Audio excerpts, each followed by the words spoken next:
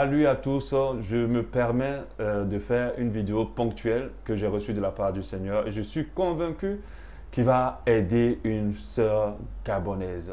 Je me présente, je suis le pasteur Donat Soro, je suis le pasteur principal de l'église Ahava Shalom. Bon, ma présentation n'est pas forcément la chose importante que tu aimerais savoir. Tu aimerais savoir la suite puisque je sais que tu as lu l'intitulé de ce message. Le message que je vais transmettre aujourd'hui, c'est pourquoi les femmes gabonaises, j'insiste, ont du mal à se marier. Je suis au Gabon depuis pas mal d'années et je suis un grand observateur. Et en plus, avec mon appel de pasteur et aussi de conseiller conjugal, j'ai compris énormément de choses. J'aimerais, femmes gabonaises, te transmettre des secrets qui vont t'aider certainement à recorriger ta destinée par rapport au mariage et pourquoi pas te marier. Moi, je pense que ça va t'apporter quelque chose d'exceptionnel. J'ai organisé pendant des années des séminaires sur le mariage pendant près de 7 à 6 ans et j'ai compris énormément de choses. Et la base de ce séminaire, c'était sur vous connaîtrez la vérité et la vérité vous affranchira. Des fois, on est encore célibataire, ce n'est pas parce qu'il y a des choses qui dominent sur nous, c'est parce qu'on n'est pas encore rentré dans la vérité. Alléluia. Amen. Que Dieu vous bénisse. Donc, on va commencer directement avec les raisons pour lesquelles les femmes gabonaises ont du mal à se marier. J'insiste sur les femmes gabonaises. Je ne sais pas ce qui se passe pour les autres femmes. Je pense que si Dieu le permet, je le dirai pour la femme ivoirienne, parce que j'ai fait la Côte d'Ivoire, pour la France et tout le reste. Bon, en Côte d'Ivoire, quand même, les gens se marient pas mal. Mais ici, c'est compliqué. Beaucoup de jeunes filles célibataires, beaucoup de jeunes filles, même quand elles arrivent à se marier, parce que le thème, ce n'est pas seulement ont du mal à se marier, mais lorsqu'elles arrivent à se marier, rentrent dans des mariages tellement tumultueux. La majorité des ménages gabonais, la majorité, je sais de quoi je parle, près de 80% sont en ébullition, battent réellement de l'aile. Il y a beaucoup d'apparences, de match vu, mais on sait réellement ce qui se passe à l'intérieur. Donc, pourquoi les femmes gabonaises ont du mal à se marier et pourquoi, lorsqu'elles y arrivent, le mariage est compliqué? J'ai 7 raisons à donner aujourd'hui. La raison 1, ce sont des femmes, les femmes gabonaises sont des femmes de fort caractère. Ah là, ce n'est pas quelque chose que je peux dire qu'une seule fois, mais je dois le redire encore plusieurs fois. Vous êtes des femmes avec des forts caractères. Ça, c'est une évidence. Les femmes gabonaises sont des femmes très sûres d'elles, très remplies de foi d'elles, pas toutes, mais assez remplies d'elles de foi.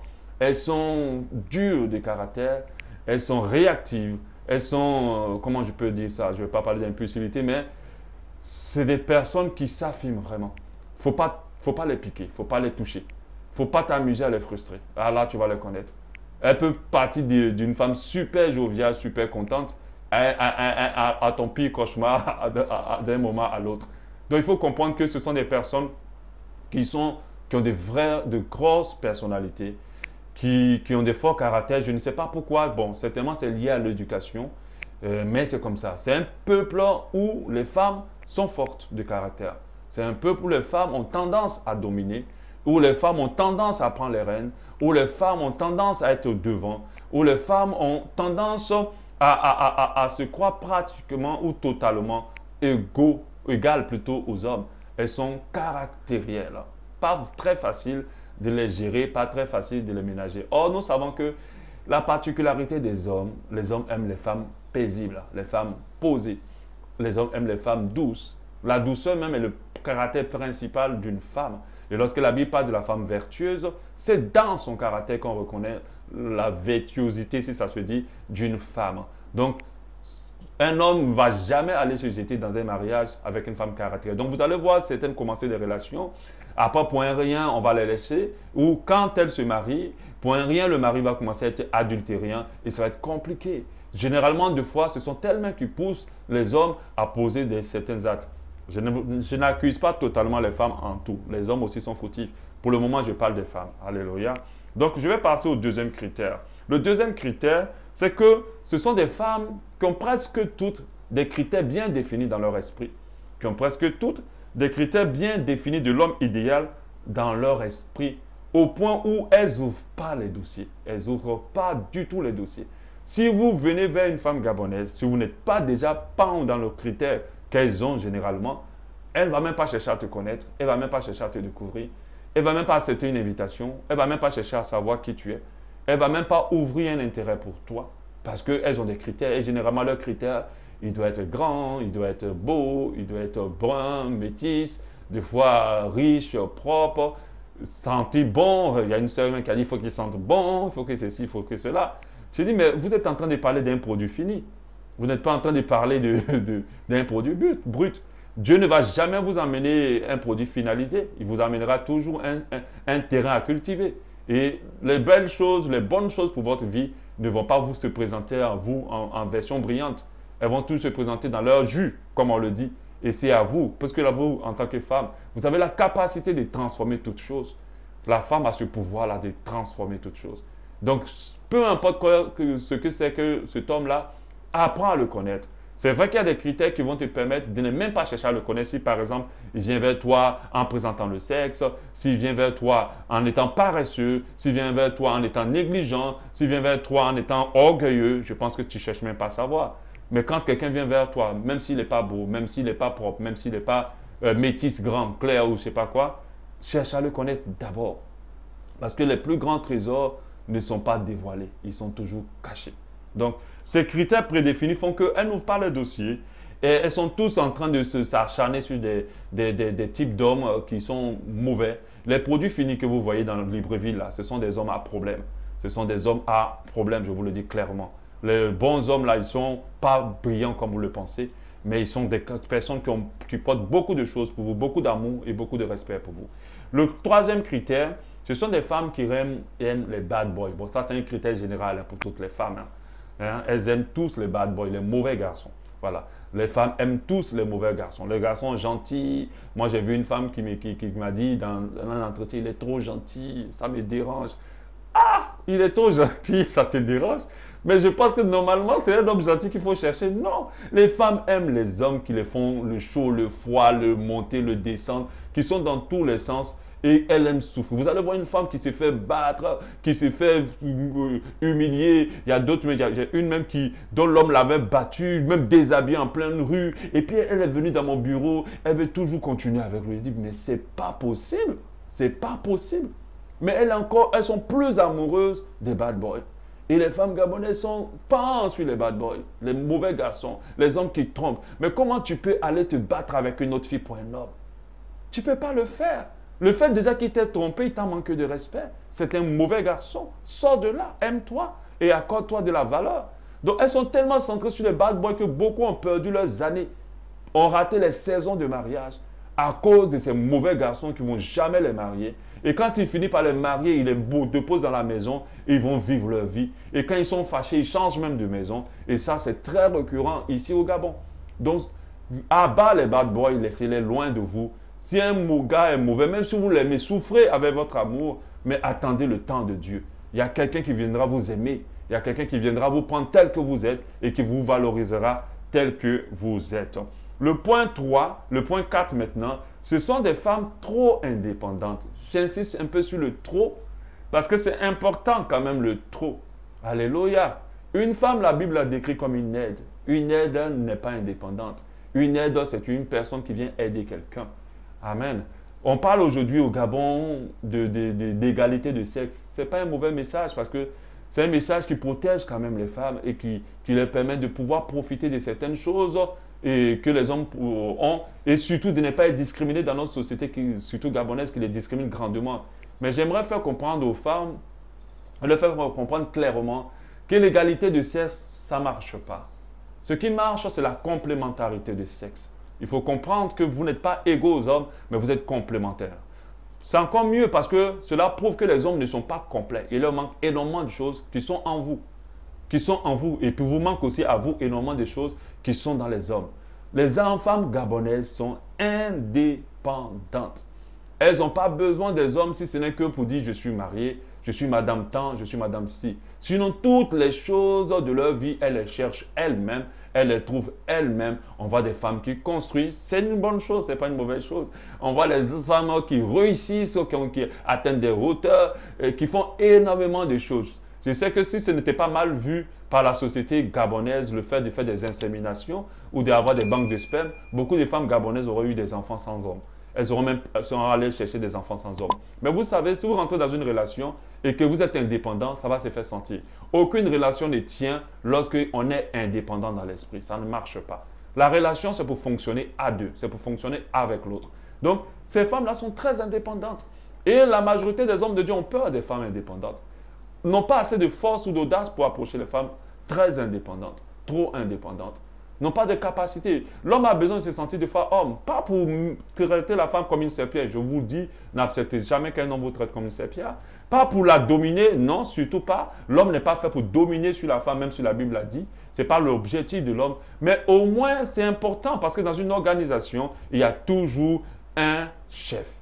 Le chef, ce n'est pas celui qui domine, mais c'est celui-là qui mène les choses et que tu accompagnes et que tu aides. Et lorsque vous rentrez dans un mariage où on te dit A, tu dis 2, quand on te dit 3, tu dis 6, quand on te dit ça, tu dis ça, et quand tu cherches tes choses sans tenir compte de l'autre et que tu veux vivre ton indépendance, ça va être compliqué. Beaucoup de personnes, plutôt d'hommes, ne supportent pas ça. Et c'est compliqué. La cinquième raison, qui est une raison malheureusement qui n'est pas mauvaise, mais en même temps, malheureusement, qui est le partage de pas mal de filles gabonaises, c'est le fait qu'elles aient des enfants avant le mariage. Le fait qu'elles aient des enfants avant le mariage. Moi, par exemple, c'est moi, ce n'est pas tous les hommes. Moi, je me suis dit clairement, je marie une femme, si elle a un enfant, je veux une femme qui n'ait pas d'enfant. Heureusement que ma femme, qui est gabonaise, n'a pas d'enfant. Et ça s'est passé. Même si Dieu me disait, tu la maries comme ça, vraiment, ça aurait été compliqué. Pourquoi? Parce que c'est pour moi. Voir l'enfant va me rappeler que quelqu'un est passé sur cette femme-là. Tu vois, ça va me faire bizarre. Les hommes sont quand même bêtes, hein, quand même. C'est comme ça qu'on réfléchit. Tu vois, tu vas te rappeler constamment que tu n'es pas le seul, quoi, que tu n'as pas été le seul. On sait qu'on n'est pas le seul, qu'on n'a pas été le seul, mais ça nous fait bizarre d'avoir la preuve qu'on n'a pas été le seul. Vous voyez, c'est un peu bizarre pour ça. Hein, voilà. Donc, quand elles ont des enfants, déjà, le fait déjà que ça peut déranger certains hommes de Dieu qui se sont promis de ne jamais se mettre à une femme qui ont des enfants. Mais des fois, l'enfant peut poser problème, surtout quand la femme a un garçon. Il y a des femmes qui s'investissent sur leur garçon comme si c'était leur mari. Il y a des garçons qui s'attachent à leur mère comme s'ils étaient le conjoint de leur mère. Et des fois, ces femmes-là ne se rendent pas compte, mais la place qu'un homme, qu'elles doivent réserver à un homme dans leur vie est occupée par l'enfant. Et sans qu'elles s'en rendent compte, cet enfant-là prend trop de place et les choses sont des fois très compliquées pour elle de trouver du temps pour un homme, de trouver du temps pour une relation, de s'ouvrir même à une relation, de faire l'effort aussi dans une relation. Parce que quand ça ne commence pas à marcher, bon, j'ai mon fils qui est là, j'ai ma fille qui est là. Donc, et des fois, les enfants eux-mêmes peuvent combattre cette relation parce qu'ils ne sont pas pour, et ainsi de suite. Et c'est compliqué. Et pas mal d'hommes ne veulent pas trop s'engager avec des femmes qui ont des enfants. Malheureusement, au Gabon, la grosse majorité des filles, des femmes, ont d'abord fait l'enfant pour déposer. Je me rappelle à l'époque où j'étais encore fiancé avec ma femme, une fois elle m'avait appelé au téléphone un peu en pleurs, et un peu inquiète, plutôt pas en pleurs, et elle disait que, oh, quand je pars aux réunions de famille, les parents me prennent en partie, disent que pourquoi tu n'as pas encore fait d'enfant, il faut faire les enfants, quoi, tu es stérile, et tout ça. Et quand elle m'a dit, j'étais choqué, parce que chez nous en Côte d'Ivoire, les enfants c'est après le mariage, ce n'est pas du tout avant. On n'a pas cette éducation de faire les enfants avant le mariage, du tout. Et j'ai été choqué qu'on lui demande des enfants avant.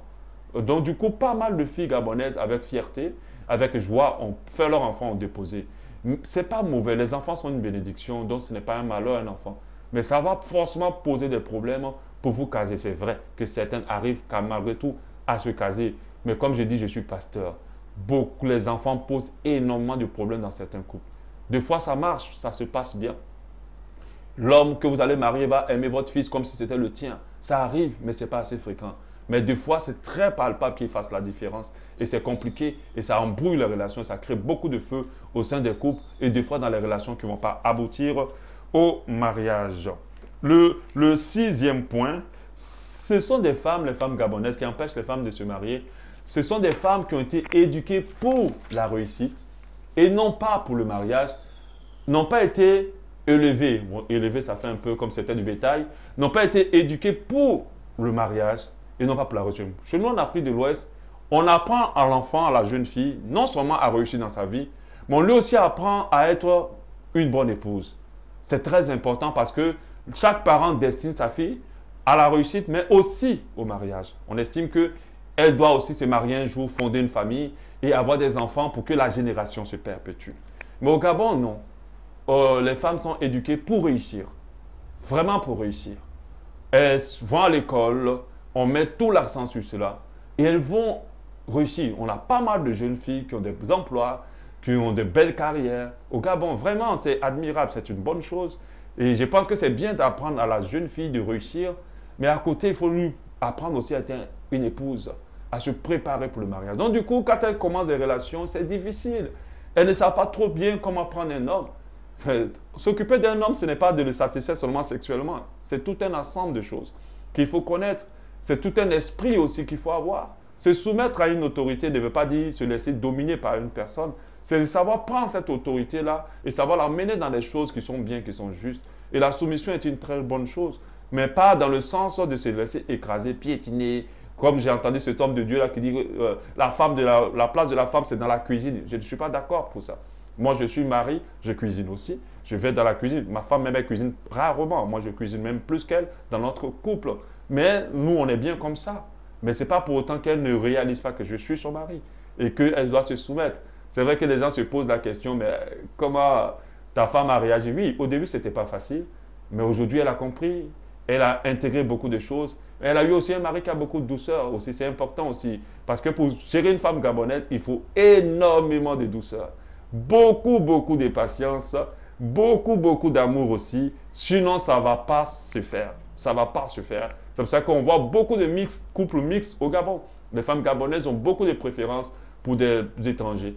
Et elles ont raison. Parce qu'ils ont le caractère qu'il faut pour les supporter et pour les gérer dans le mariage. La 7e raison qui n'est pas des moindres, c'est que trop d'entités spirituelles dominent et règnent sur la vie des femmes gabonaises ici.